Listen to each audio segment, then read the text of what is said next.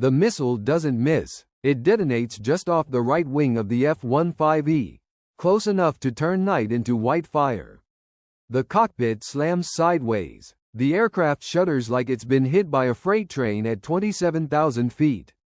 Warning lights erupt across the panel. Right engine fire. Hydraulic pressure low. Fuel imbalance. The jet rolls hard right. The pilot fights the stick, boots pressing into the rudder pedals, trying to keep 30 tons of damaged metal from flipping into a spiral. Missile impact. The WSO says, voice tight but controlled. They are 300 miles inside a rocky airspace. No friendly runway nearby. No quick rescue. No second chance. The right engine is losing thrust. Temperatures are spiking. Vibration is increasing. Most pilots would punch out. But the aircraft is still flying. Barely. And the decision that comes next will decide whether they walk away or vanish into the desert sky. The first rule after a missile hit is simple. Fly the jet. Not the checklists. Not the fear. The jet. The pilot stabilizes at 25,000 feet, trimming aggressively against the yaw, pulling them toward the dead side. The right engine instruments are a mess. EGT spiking, RPM unstable, oil pressure dropping in uneven pulses. The fire light flickers, then goes solid. Confirm right engine fire, the pilot says. Confirmed. Severe vibration. Possible turbine damage. The WSO replies, already flipping through the emergency page. They don't rush. They can't afford to. The F-15E Strike Eagle is built for punishment. Twin engines, redundant hydraulics, reinforced structure, but a proximity blast that close can do more than punch holes. It can shred wiring, sever control lines, rupture fuel cells hidden inside the wings. The jet feels heavy on the right. Sluggish, not catastrophic, but wrong. The pilot pulls the right throttle back to idle. No improvement. Fire handle? The WSO asks. The pilot hesitates for half a second. If he pulls it, it will shut down the engine, cut fuel, and discharge the fire bottle. But if the engine is still producing asymmetric thrust, killing it will change the handling instantly. Stand by. He tests the controls first. Gentle bank left. The aircraft responds. Bank right. Slower, but responsive. Elevator authority intact. No full hydraulic failure yet. The master caution tone pulses again. Right eng fire. Persistent. That settles it. Pulling. The fire handle snaps back with a mechanical click.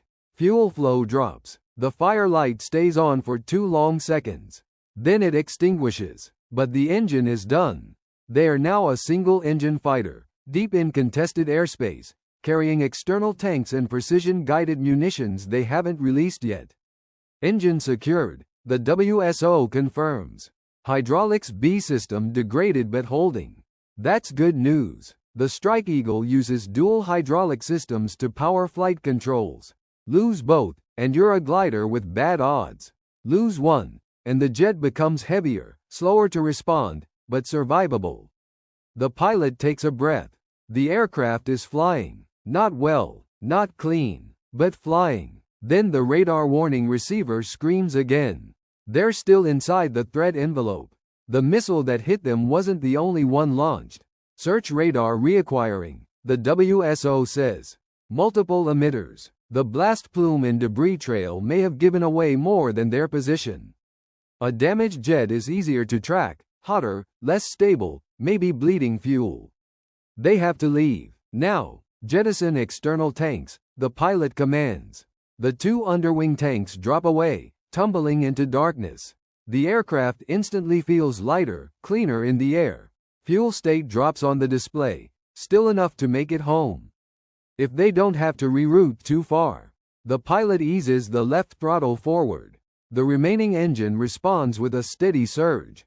Thrust builds. The jet accelerates, but slowly. Single-engine performance at altitude is unforgiving. They descend slightly to gain efficiency. Below them, Iraq stretches into black desert and scattered city lights. Distance to border? The pilot asks. 280 nautical miles. That's nearly half an hour of flying time under perfect conditions. These are not perfect conditions. The right wing is damaged. They don't know how badly. Fuel imbalance continues creeping up. Right side losing pressure. Could be a leak. Could be sensor damage. Either way, asymmetry makes the jet harder to control. The WSO runs through structural checks. No rapid decompression. No canopy cracks. No immediate wing separation risk. But something else is wrong. Flight control response lagging slightly, the WSO notes. Possible actuator damage. The pilot feels it too. The stick input isn't as crisp. The aircraft answers, but with a half-second delay that shouldn't exist. That delay, in a single-engine fighter, can become fatal during high-stress maneuvering. They are not dogfighting. They are not diving. They are not evading violently. They are surviving. The pilot switches mental modes, from attack mindset to recovery mindset. Step 1. Exit threat envelope. Step 2. Conserve the remaining engine. Step 3. Keep the jet balanced long enough to reach friendly airspace. The radio crackles. Strike package, confirm status. The pilot keys the mic. Night 2 hit. Single engine. Egressing west. There's a brief silence on the frequency. Then, copy. Night 2. AWACS tracking. Nearest divert unavailable. Recommend direct return. Direct return. No safety net. The pilot nods even though no one can see him. He adjusts heading slightly, calculating crosswind drift, remaining fuel, and engine stress. The left engine is now doing the work of two. Overthrottle it, and they lose everything. The aircraft shudders once more as turbulent air hits the damaged wing. The pilot grips the stick tighter. He's flown this jet for years. He knows its personality, the subtle vibration of healthy thrust, the smooth roll rate of intact control surfaces. This is different. This is a wounded animal still trying to run.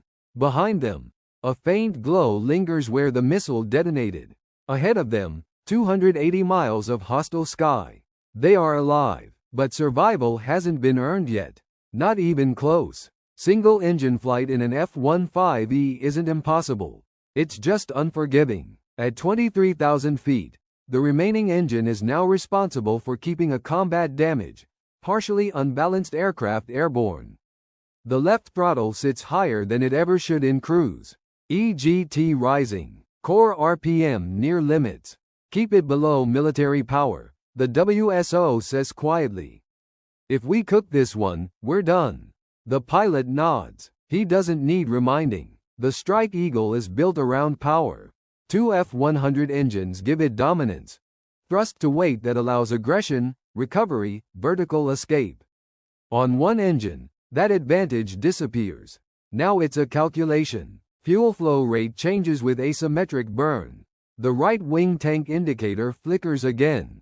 Possible fuel leak, the WSO mutters. Right internal decreasing faster than predicted. That explains the creeping imbalance.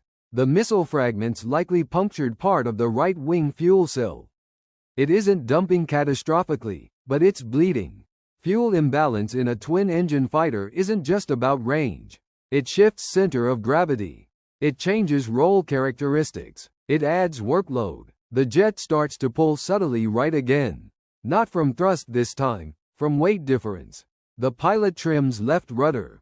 Small corrections. Don't fight it hard. Overcorrecting burns more energy. Outside the canopy, the desert horizon is a faint line.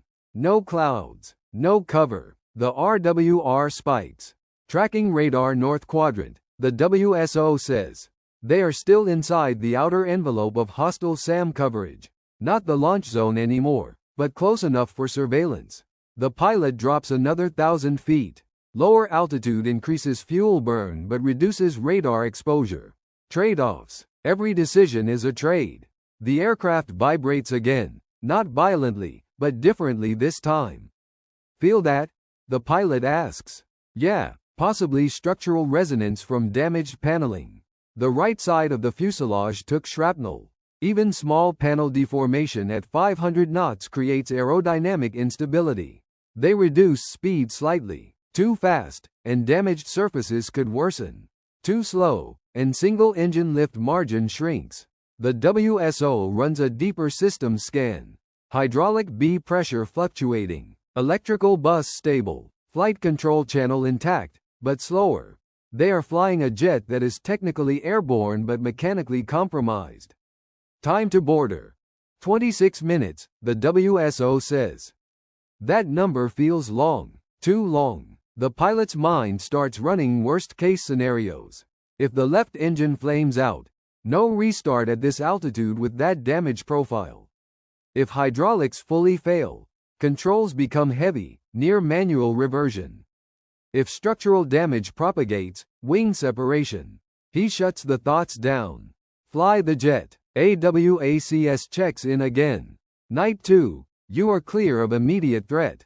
No additional launches detected. That's the first good news. But threat clearance doesn't mean safety. The pilot slowly increases thrust to regain slight altitude. He wants options. A single-engine jet low over hostile territory has few. Altitude equals glide distance, but more altitude equals more engine stress. The engine gauges tremble near the yellow arc.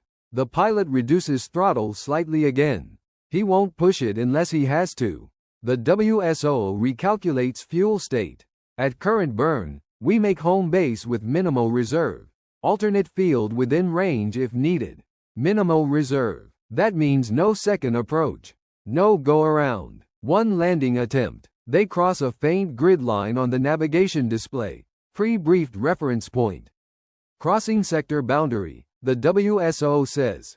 Still not friendly, but closer. The pilot's hands are steady, but his shoulders ache. Continuous micro-adjustments fight yaw and roll imbalance. The jet never quite flies straight anymore. It wants to drift. He doesn't let it. The remaining engine emits a low rumble through the frame. Healthy, but overworked. The Strike Eagle wasn't designed to limp. It was designed to dominate. Now it is surviving on discipline. Another small jolt. Right wing vibration increasing. The WSO reports. The pilot glances at structural load indicator. Within limits. Barely. Reduce speed 5 knots. Speed bleeds slightly. The vibration softens. That likely means a torn panel edge fluttering in airflow. Annoying. Dangerous if ignored. They hold steady. Minutes stretch. No new radar spikes. No new alarms. Just the long, grinding reality of flying damaged metal across hostile territory on one functioning engine. Then, fuel imbalance warning intensifies. Right side nearly depleted. Left side heavy. The pilot commands crossfeed. Fuel valves shift. The aircraft steadies slightly. The WSO checks for additional leaks. Nothing catastrophic, but the right wing tank is almost dry. Which might actually help. Less imbalance. Less drag. They are now roughly 200 miles from friendly airspace. Still a long way. The cockpit is quiet except for engine hum and occasional system chirps. The pilot thinks about ejection again. Not because he wants to, but because he calculates survival odds. Eject now. Enemy territory. Capture possible. Rescue uncertain. Continue. Mechanical risk. Engine failure fatal. He stays with the aircraft. The F-15E is still responding. Still lifting. Still pushing west. And as long as it does, he won't abandon it. Because a wounded jet that flies is better than a parachute drifting into the wrong hands. The border is coming, but the hardest part may still be ahead. Landing a damaged, asymmetric, fuel-compromised fighter on one engine. And they're not there yet. Not even close. The navigation display ticks down slowly. 200 miles. 195. 190. It doesn't feel like progress. It feels like a countdown. The F-15E is no longer a strike platform. It's a wounded airframe being kept alive by precision and restraint. The left engine hums with a steady, overworked growl. Not screaming, not surging, just carrying more than it was designed to carry alone. Border in 12 minutes, the WSO says. 12 minutes in a normal sortie is nothing. Right now, it's everything. Hydraulic B pressure flickers again. Not a total failure, but unstable. The pilot tests gentle roll input. The aircraft responds, slower than before. There's a slight lag in the right aileron. Damage on that side may be interfering with actuator efficiency. Control feels heavier, he says. Copy. Still within tolerance. Tolerance. That word means they're safe enough, for now. The RWR remains quiet. Either the enemy lost track after the hit, or they've shifted priority to other targets. The Strike Eagle is limping low and no longer radiating aggressively. A damaged aircraft isn't always worth chasing if it looks like it's leaving. But the pilot doesn't assume mercy. He lowers altitude another 1,000 feet to stay beneath some radar arcs, balancing fuel burn and engine strain. The left throttle remains just below military power. He refuses to push into afterburner. That's a last resort that would shred fuel and overheat the core. Fuel state update. Total remaining. Borderline for primary base. Alternate safer. Primary base is farther but better equipped. Alternate is closer but shorter runway. He thinks about approach speed. Thinks about weight. Thinks about the possibility that hydraulics degrade further during final. We go primary, he says quietly. It's a gamble, but primary gives them space. Space equals margin. Margin equals survival. The borderline approaches on the display. 100 nautical miles. The jet shudders lightly as airflow hits the damaged wing again. It's not catastrophic, but it's a reminder. This aircraft is not intact. Engine temps stable, the WSO reports. Vibration acceptable. Acceptable isn't comforting. The pilot shifts his grip slightly. His right forearm aches from constant rudder compensation. He flexes his fingers briefly, then recenters. 60 miles. The border at night isn't a wall. It's a mental line, but crossing it changes everything. At 30 miles out, a WACS comes back. Night 2. You are approaching friendly airspace. No current threat tracking. That's the first moment he allows himself to exhale slightly. They cross. No alarms. No sudden tone. Just a quiet transition from hostile sky to controlled airspace. But survival isn't secured, because now comes the hardest part. Bringing a damaged jet down. Begin descent planning, the WSO says. The pilot reduces throttle slightly and initiates a controlled descent. Single-engine descent must be smooth, no aggressive pitch changes. The damaged right side doesn't like abrupt airflow shifts. Hydraulics fluctuate again. Pressure holding, but low, the WSO notes. Landing gear extension later will depend on that system. He runs through mental rehearsal. Gear down at proper speed. Flaps limited. Maintain higher approach speed. No go around unless absolutely necessary. If engine fails on short final, eject decision point. He calculates the minimum safe altitude for ejection. He hopes he won't need it. Descent continues. 10,000 feet. 5,000. The runway lights appear faint in the distance. ATC clears them direct. Emergency services are already staged. The pilot avoids thinking about that. Instead, he thinks about symmetry. A damaged right side means more drag when gear deploys. He delays gear extension slightly longer than standard. 3,000 feet. Hydraulics steady enough for gear, the WSO says. Stand by. The aircraft is still stable, but only because he's managing it like glass. 2,000 feet. Gear. The handle moves. A short mechanical rumble. The aircraft shifts weight. Left, then right. 3 green. The WSO confirms. Relief. Gear locked. But the jet now feels heavier again. Drag increased. Speed must stay above stall margin. He lines up long and shallow. No tight turns. No aggressive correction. Just patience. The runway grows larger. Engine parameters steady. Wind slight cross from the right. Not ideal with right side damage. He counters gently. 500 feet. He keeps the nose slightly lower than usual to maintain airflow authority. 300. The jet wobbles once. He corrects immediately. 100 feet. Throttle steady. No flare yet. At 20 feet, he eases back. Main wheels slam harder than normal. But they're down. They're rolling. The jet pulls slightly right. He counters with rudder and brakes carefully, not aggressively. Damaged hydraulics could respond unpredictably.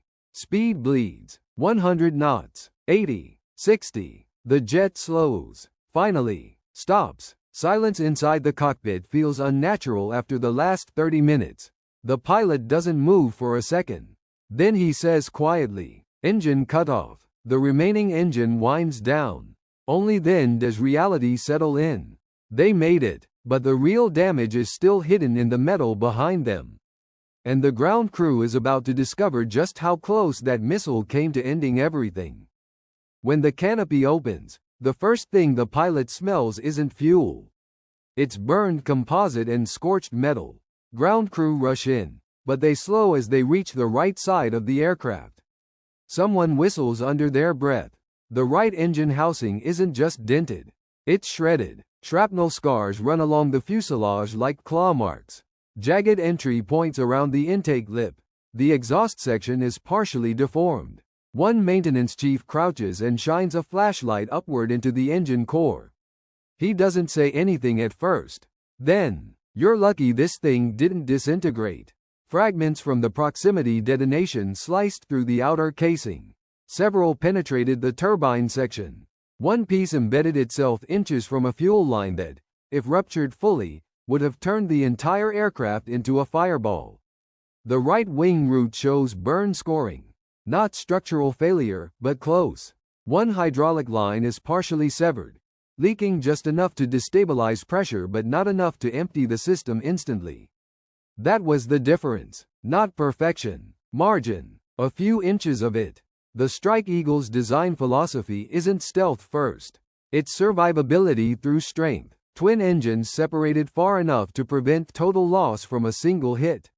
Multiple hydraulic systems. Redundant electrical buses. Reinforced wing spars. That design saved them. If this had been a single-engine aircraft, there would have been no long flight home. Maintenance crews count penetration points. 43 confirmed shrapnel entries. Some superficial, some dangerously deep. One fragment lodged in the right horizontal stabilizer actuator. If that had severed completely, pitch control could have degraded mid-flight. The pilot stands under the wing, helmet off, staring at the damage.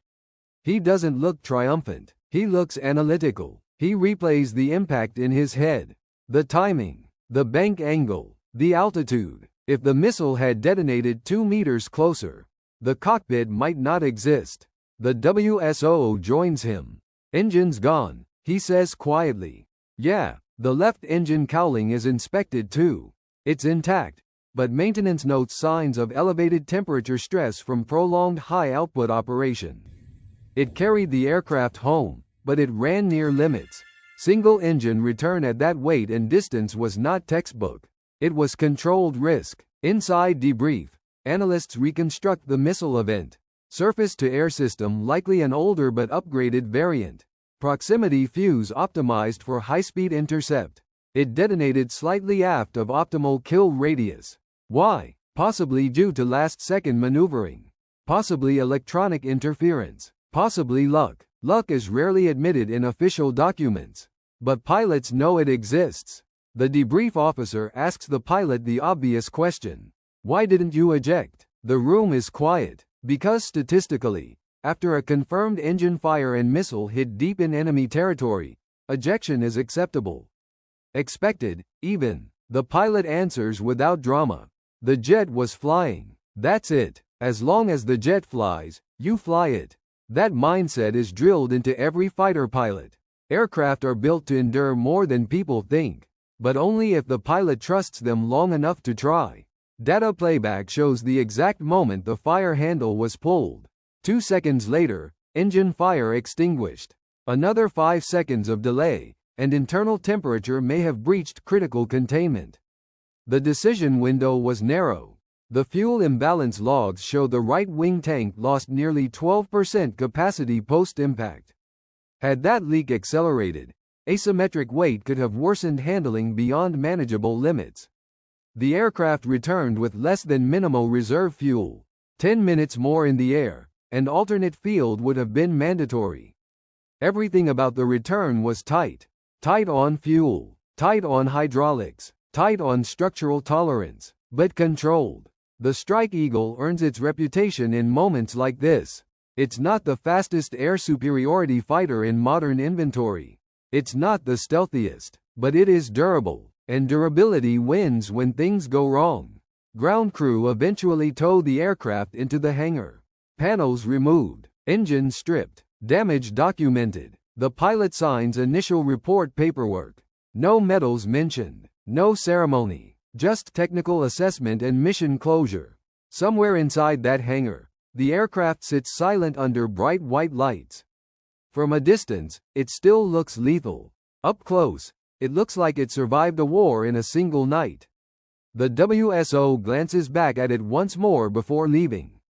Hell of a machine. The pilot nods. Hell of a night. But what lingers isn't pride. It's awareness. If that missile had been slightly more accurate, if the hydraulic line had fully ruptured, if the left engine had overheated 5 minutes earlier, the story would be different, and no one outside that sky would ever know how close it came. That's the part people don't see. Not the explosion, not the landing, but the narrow gap between destruction and survival. That gap was measured in inches of metal and seconds of decision. And tonight, the F-15E held together long enough to carry its crew home. But the real test wasn't over yet, because flying damaged metal is one thing. Understanding how close you came is another.